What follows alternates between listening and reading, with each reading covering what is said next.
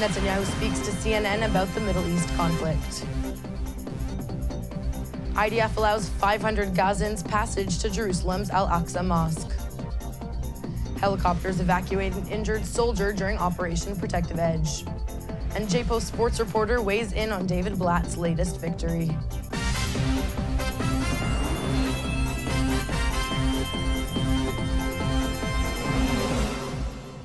Shalom and welcome to the Jerusalem Post News. Today's Monday, October 6th, and here are your top stories.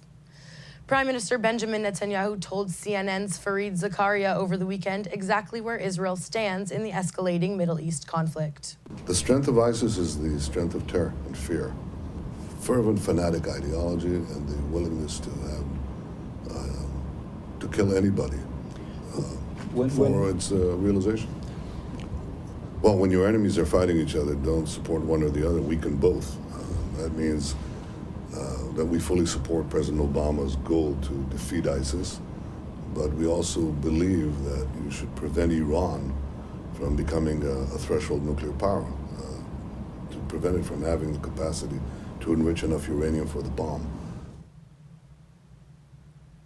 Israel let 500 Palestinians living in Gaza pray at a Jerusalem holy site during the Eid al-Adha feast over the weekend.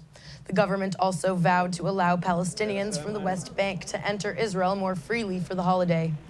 The IDF said that from October 5th through 7th, the days of the Muslim feast, 500 Palestinians from Gaza aged 60 and over would be permitted to pray at the Al-Aqsa Mosque in Jerusalem, and 500 could visit close relatives in the West Bank. The IDF released footage over the weekend of sending helicopters to rescue an IDF commander who was injured in combat during Operation Protective Edge.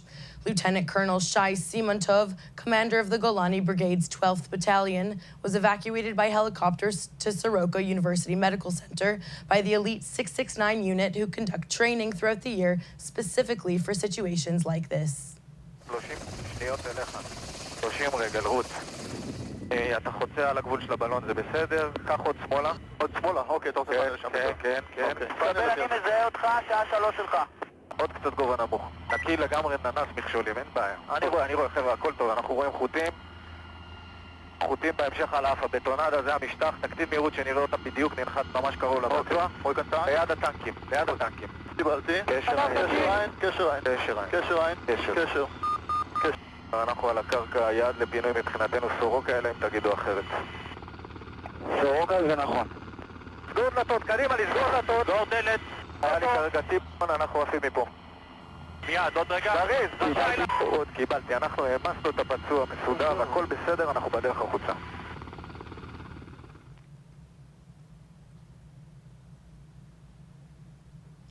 Former Maccabi Tel Aviv coach David Blatt started the NBA preseason with a bang, taking home a victory for his team, the Cleveland Cavaliers, and leaving his former team, Maccabi Tel Aviv, in the dust. Alon Sinai has more.